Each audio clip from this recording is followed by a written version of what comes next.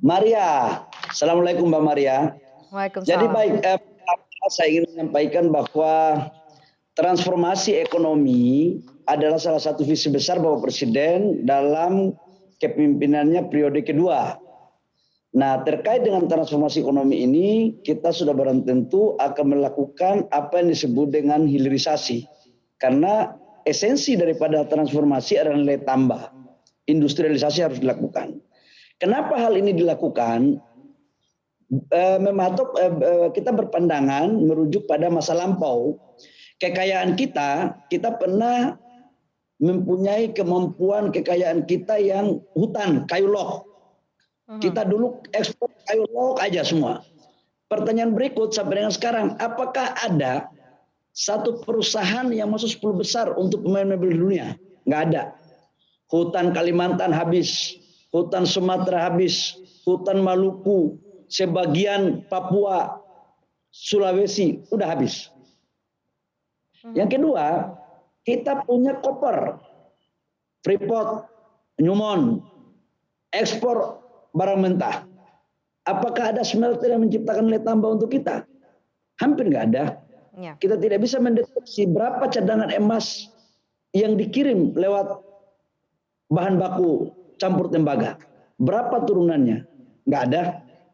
Kita punya fase lagi keemasan batu bara. Yang kita kirim 1 tahun itu sekitar 500 sampai 600 juta ton. Bahan mentah semua. Jadi sebenarnya ekspor kita ini dari zaman VOC sampai sekarang, ya sebelum masuk periode kedua Pak Jokowi ini, beda-beda tipis, Mbak. Maka Bapak Presiden membuat hilirisasi. Nah, bagaimana sekarang progres hilirisasi itu? Yang pertama, kita mulai dari nikel. Nikel ini kan selama ini kita cuma ekspor ore, itu dapatnya 2-3 billion US dollar. Tapi begitu di 2019, saya masih ingat bulan Oktober, saya masuk jadi anggota kabinet baru 4 hari, langsung kita mengumumkan melarang ekspor ore nikel. Tujuannya apa? Agar segera kita melakukan hilirisasi besar-besaran. Baik dari stainless steel maupun sekarang masuk di baterai mobil. Tahu nggak Mbak, kenapa kita menyetop hilirisasi nikel? Karena nikel ini merupakan bahan baku baterai mobil. Di mana cadangan nikel dunia 25% itu ada di Indonesia. Dan untuk baterai mobil itu butuh kobalt, butuh mangan, kemudian butuh litium dan nikel. Yang kita nggak punya litium aja.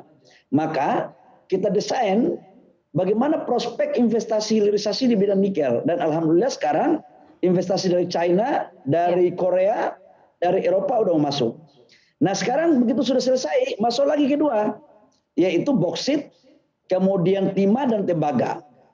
Nah boksit sebentar lagi itu dalam perencanaan kami akan melarang untuk ekspor barang mentah. Dan sekarang kita lagi dorong untuk membangun smelternya di Kalimantan, kemudian di Kepri, dan sebentar lagi ada kita bangun lagi di Kalimantan Selatan. Ini harus kita lakukan supaya mencairkan subsidi impor. Dan Mbak tahu, kalau kita melakukan investasi yang sifatnya itu industri dan bukan industri, itu multiplier efeknya berbeda. Itu berbeda banget.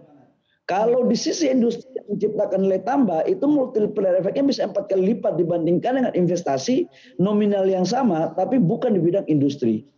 Nah, bagaimana perencanaan ini dilakukan? Kami diperintahkan oleh Bapak Presiden lewat Kementerian Investasi untuk segera membuat tahapan-tahapannya, schedule-schedulingnya. Nah, ini yang sedang kita lakukan. Oke, udah ada gambaran Pak Bahlil kapan-kapan nanti implementasinya terkait mengenai pelarangan ekspor ini dan timeline-nya juga seperti apa begitu ya untuk pelarangan ekspor mineral ini Pak Bahlil? Di tahun ini akan ada salah satu komoditas kemungkinan yang kita akan larang, tapi ini masih digodok. Saya belum bisa mengumumkan secara matang ya, karena ini masih digodok. Tunggu dulu, kasih saya waktu 1 bulan baru saya akan melaporkan ke teman-teman media. Ini kita lagi godok, gitu Mbak. Oke, bauksit ya Pak ya?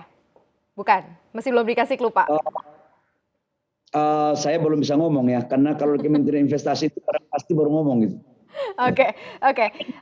Berarti ada yang akan diimplementasikan di tahun ini ya Pak. Tapi kalau secara keseluruhan bagaimana kesiapan industri Pak, hilir khususnya industri hilir nih untuk mengolah mineral mentah misalnya seperti bauksit, timah yang saat ini kan masih cukup sedikit ya cadangannya, seperti apa Pak? Mbak masih ingat ketika dulu kita menyetop ekspor ore nikel, orang selalu menanyakan begini, bagaimana kesiapan pemerintah dalam menyiapkan hilirisasinya? Selalu itu terus ditakut-takuti. Kalau itu terus cara berpikir kita, kapan negara ini mau maju? Jadi harus ada keberanian untuk melakukan cara berpikir out of the box. Untuk kita larang pasti caranya itu pasti akan terjadi. Ini pengalaman saya. Jadi Mbak, saya nggak akan menjawab secara detail karena itu pasti perdebatannya panjang. Tapi yang jelas kita akan melakukan kebijakan ini. Sudah barang tentu pemerintah sudah menyiapkan langkah-langkah strategisnya. Bagaimana caranya? Kita sudah mengantongi beberapa perusahaan yang memang meminat untuk melakukan investasi hilirisasi. Bagi kami pemerintah sekarang di bawah pemerintahan Pak Jokowi adalah hilirisasi sesuatu kata final yang tidak bisa ditawar-tawar. Demikian Mbak.